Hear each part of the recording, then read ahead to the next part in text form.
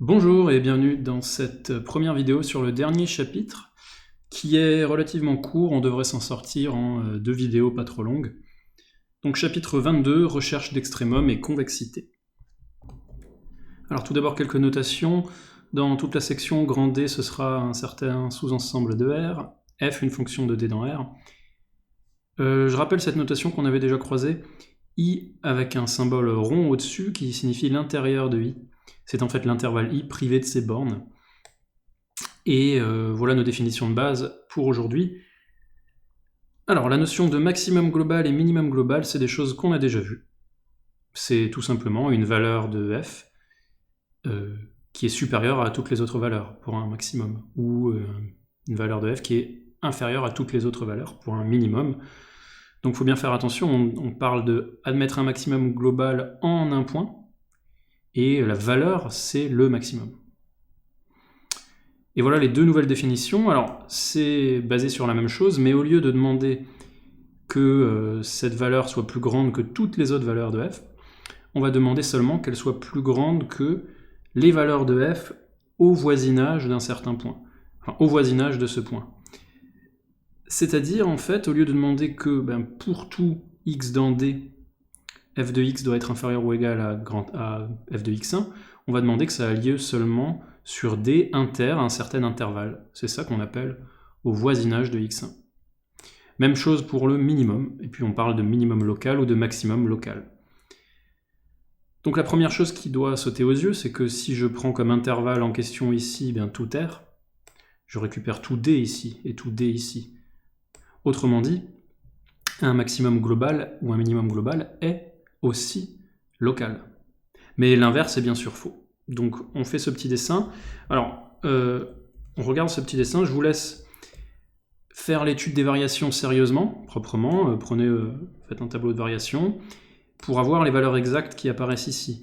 Mais moi, je la note seulement à la main, et je me permets de voir immédiatement que, alors elle admet quoi ? Manifestement un minimum global en moins 2, vous le verrez proprement sur votre tableau de variation. Un minimum global en moins 2. Quoi d'autre ? Et bien là, à l'origine, je remarque que la valeur de f, qui est 0, est plus grande que toutes les valeurs de f autour d'elle-même. Disons ici les valeurs que je montre ici. On pourrait même aller plus loin.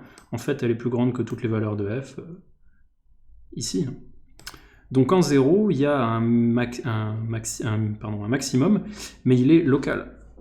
Un maximum local en 0. Et puis il se passe encore quelque chose.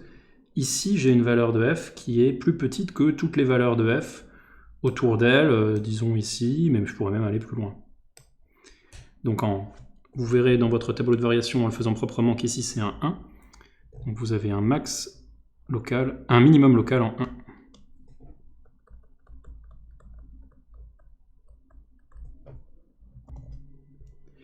Voilà.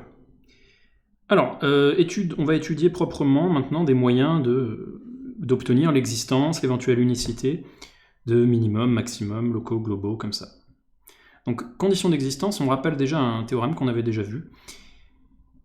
Un bon moyen pour une fonction d'avoir un minimum global ou un maximum global, c'est d'être continu sur un segment. Si vous avez une fonction continue sur un segment, alors f est bornée et atteint ses bornes. Le théorème des bornes atteintes qu'on avait déjà vu. Voilà une condition suffisante d'existence, donc de minimum et maximum global. On va chercher maintenant une condition nécessaire d'existence et qui sera valable pour les extrémas locaux. Une condition nécessaire d'existence, donc soit f de i dans R et A, un point appartenant à l'intérieur de i, donc c'est important, je l'ai réexpliqué entre parenthèses, A ne peut pas être une borne de i. Voilà les deux hypothèses. Si f est dérivable en A et qu'elle admet un extrémum local en A, alors f' de A égale 0. Démonstration de ça, donc on prend x dans i privé de A, on va étudier le signe de ce taux d'accroissement en faisant tendre d'une part x vers A+, et d'autre part x vers A-. Par notre hypothèse de dérivabilité, ce taux d'accroissement, quand x tend vers A, tend vers f' de A. Mais regardez le numérateur, c'est f de x moins f de A. Quand x est plus grand que A et quand x est plus petit que A, de par la condition d'extrémum local, il va avoir deux signes différents. Enfin, pardon, c'est plutôt la fraction en elle-même qui va avoir deux signes différents. Hein. Le dénominateur va avoir deux signes différents, mais le numérateur, comme voisinage de a, f de x est ou bien plus petit ou bien plus grand que f de a, ce numérateur, lui, sera de signe constant. Hein, donc vous avez un signe constant au numérateur. Par contre, le signe du dénominateur, il change selon que vous fassiez x qui tend vers a plus ou a moins. Bref, le signe de votre limite, vous prouvez qu'il est d'une part, disons, positif, et d'autre part, négatif, ou l'inverse. Donc votre limite est nulle. f' de a égale 0. Ok. Alors, je reprends cette proposition. Ça veut dire que quand f est dérivable en a et admet un extrémum local en a, la dérivée est nulle. Moralité, si on veut trouver des extrémas à l'intérieur de l'intervalle pour une fonction dérivable, on doit les rechercher parmi les points où f' de a égale 0. Et c'est précisément ce que vous avez fait si vous avez fait proprement votre tableau de variation ici. Vous avez vu que ces points, ce moins 2, 0 et 1, sont précisément les points où la dérivée s'annule. Donc c'est pas quelque chose de tout à fait nouveau, vous le saviez déjà. Les extrémas locaux sont à chercher parmi ces points-là. Et bien ces points-là, on les appelle les points critiques. Quand f' de a égale 0, on dit que a est un point critique de f, et ce qu'on vient de voir, c'est que les extrémas locaux, attention, hormis les bornes, sont à chercher parmi les points critiques de f. Donc le fait que les bornes soient exclues, c'est très important. Voilà un exemple très simple qui vous prouve que ça ne marche pas si vous voulez parler des bornes. Tout simplement, la fonction identité, évidemment, sur le segment 0,1, elle atteint son minimum en 0, son max en 1, et bien sûr, les dérivées ne sont pas nulles. Elles valent 1 donc dans les deux cas. Alors j'aimerais que vous preniez cette preuve et que vous réfléchissiez à pourquoi on a besoin que A ne soit pas une borne de I. Pourquoi on demande que A soit dans l'intérieur de I. Vous me direz ça dans la séance en live. On reprend l'exemple sur lequel vous avez travaillé, c'est ce que je viens de vous dire, hein. 0, 1 et moins 2 sont des points critiques de f. En ces points, qui sont les extrémas locaux, il s'avère que la dérivée s'annulait. Alors petit exercice, à vous d'étudier les extrémas de cette fonction-là. N'hésitez pas à regarder à quoi ça ressemble, pour vous faire une idée, en parallèle de faire les calculs proprement. On débriefera ça ensemble. Ok, donc tout ça est une condition nécessaire d'existence, hein, je le répète. Pour une fonction dérivable et à l'intérieur de l'intervalle, les extrémas sont à chercher parmi les points critiques. Mais rien ne garantit que les points critiques sont des extrémas. Donc on va regarder maintenant une condition suffisante d'existence. Alors cette condition suffisante d'existence va nous demander de prendre f de classe C2. Ensuite on prend un point critique de f. Et elle porte sur la dérivée seconde. Si la dérivée seconde est positive, en A, alors f admet un minimum local en A. Si la dérivée seconde est strictement négative, alors f admet un maximum local en A. C'est important que ces signes ce soient des stricts. Pour la preuve, on applique Taylor-Young à l'ordre 2 à f entre a et x pour obtenir un équivalent de f de x moins f de a. Donc f est bien C2 sur i, Taylor-Young on y a droit. Je l'écris justement, f de x c'est f de a plus x moins a fois f' de a, mais f' de a fait 0 puisqu'on est en train de parler d'un point critique, plus x moins a au carré sur 2 fois la dérivée seconde plus un petit taux de x moins a au carré. Donc en fait, en remettant f de x moins f de a à gauche, on a un équivalent de f de x moins f de a. Le voilà.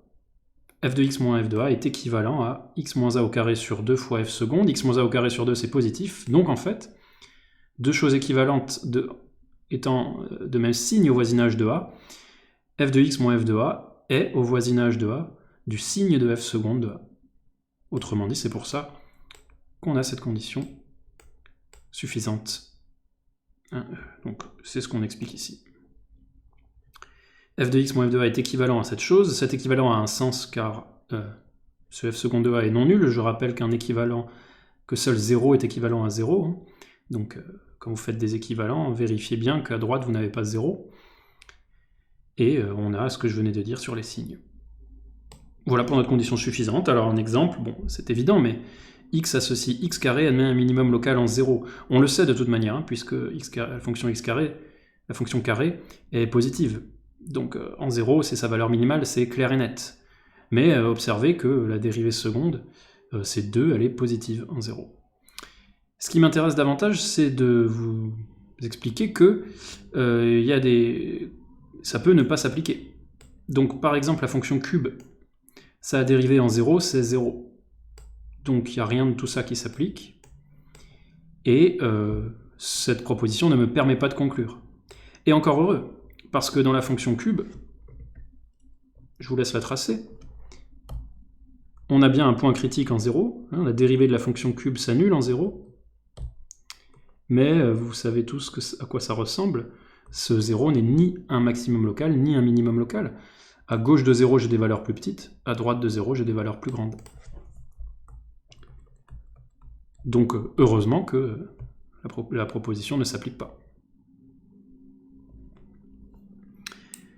Maintenant, on peut démontrer proprement, au-delà d'un simple tableau de variation, ce qui est tout de même bon, hein, mais on peut, par le calcul, par le raisonnement, démontrer, reprendre l'exemple 1 et démontrer que les 3 points critiques trouvés sont bien ce qu'on prétend. C'est-à-dire, reprenez vos calculs ici, et votre tableau de variation, il vous prouve que f' de 1, f' de 0 et f' de moins 2 sont nuls. Calculez à chaque fois la dérivée seconde. Vous allez avoir, en fonction de son signe, à chaque fois, ou bien un minimum local, ou bien un maximum local. J'insiste sur tout ce qu'on vient de voir, en dehors de ce théorème. Tout ce qu'on vient de voir ici, c'est-à-dire toutes ces propositions, sont valables, ne parlent uniquement d'extrémales locaux. Elles ne vous permettent pas jamais de dire qu'un extrémum est global. Ok, eh bien on s'arrête ici pour aujourd'hui. La séance prochaine, on parlera de fonctions convexes.